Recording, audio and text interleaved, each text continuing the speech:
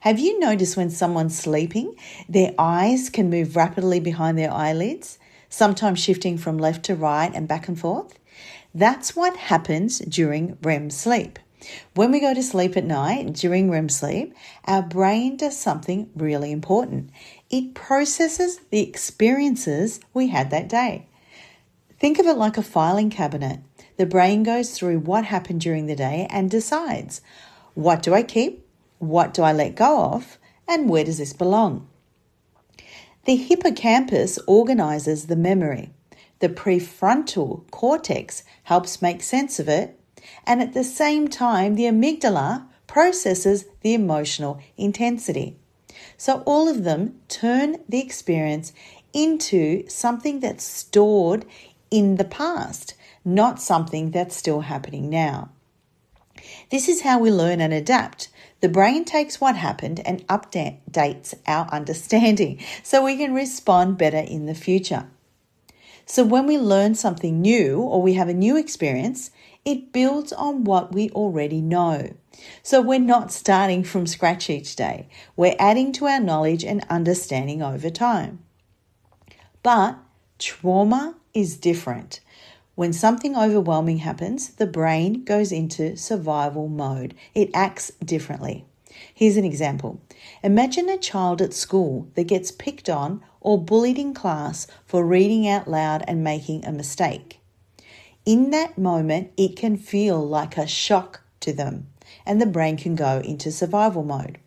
This experience can change how they see themselves, and they can form a new belief.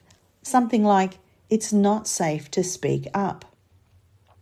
At other times, it can be something more obvious. Experiences like abuse, serious accident, or a significant loss. Situations where the level of distress is clearly overwhelming. In both of those examples, what matters is not just what happened, but how the brain and the body experienced it in that moment. It can feel like a sudden rush or flood, emotions, sensations, or shock all happening at once. The brain reads it as overwhelming. And in that moment, instead of being stored as a normal, organized memory in their REM sleep, it gets stored in survival mode. So what does that mean?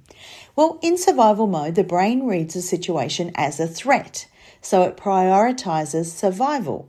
It shifts into fight, flight, freeze, or fawn. The focus becomes get through this, stay safe. Because of that, the brain isn't focused on understanding what's happening. So the experience doesn't get properly organized. It doesn't get filed away as normal. The amygdala becomes overactive, like an alarm system's going off. The prefrontal cortex, the logical part of the brain, goes offline. And the hippocampus can't properly organize the memory. So instead of being stored as a clear, complete memory, it becomes fragmented. That means it's stored as pieces, images, sensations, emotions, body responses. During the rest of the day, it stays in that raw state. And even when we go to sleep, the brain may not fully process it. Why? Because it's too overwhelming, as I said, so it doesn't get properly stored as something in the past. So where does it go? It doesn't go anywhere. It stays in the nervous system, but in an unprocessed form.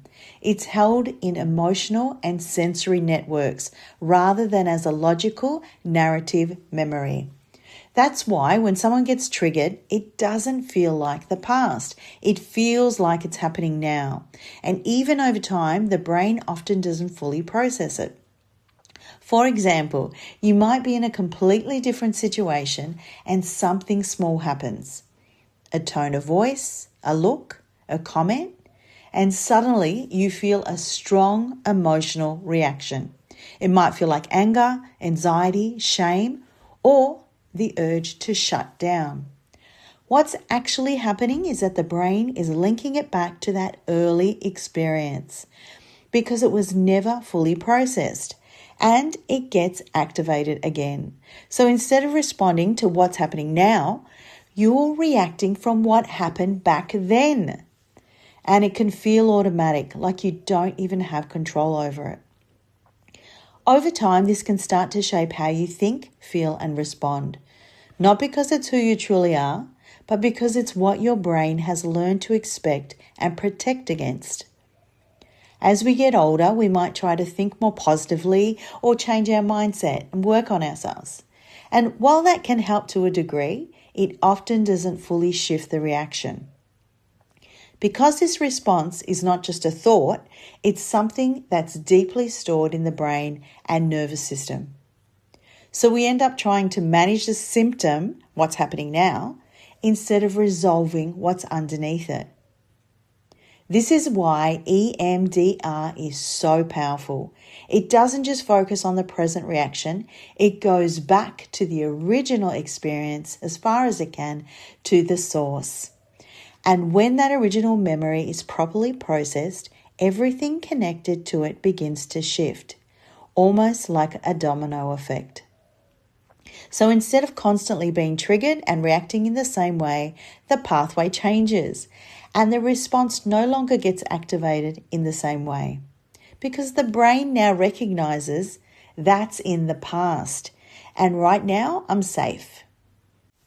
So what is EMDR and how does it help?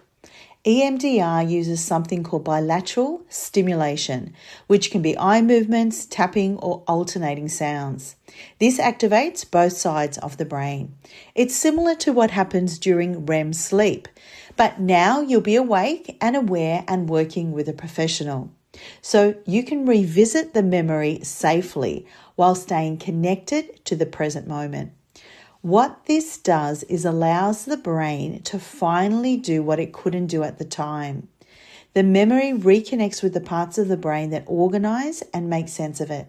The emotional intensity begins to reduce and new positive associations can form. So what happens to the emotions? They don't disappear, they are reprocessed. They become integrated. And the memory is finally stored as something in the past. So instead of feeling like I'm in danger, it shifts to that happened and I'm safe now. If you're ready to stop feeling triggered and start feeling in control again, you can book in for a free 15-minute EMDR consultation with me. Follow the links and I look forward to speaking with you soon.